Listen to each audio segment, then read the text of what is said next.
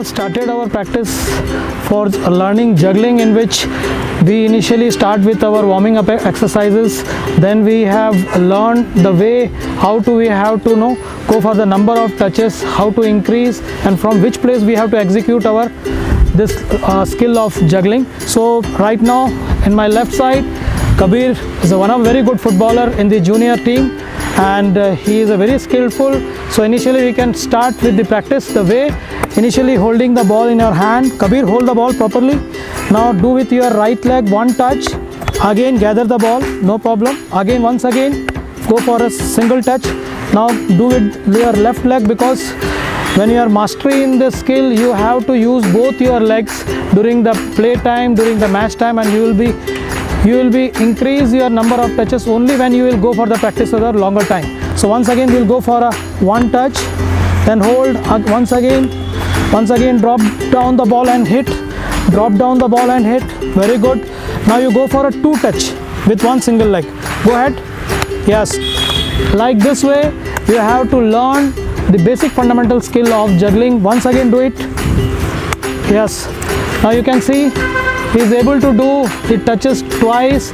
Now if we are going for alternate legs, we can use both the legs, 1 2. You can use both the legs, 1 2 1 2 1 2. In this way you have to do alternate legs. Now Kabir, you can do it, 1 2 3 4 5, no problem, again, very good, very fine, very fine. This practice will go for every day. Likewise you have to go with week and month, and you can master your in this skill. Now once again you can see,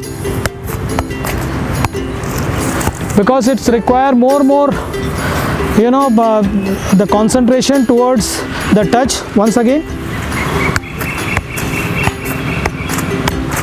that's fine, that's fine, that's fine.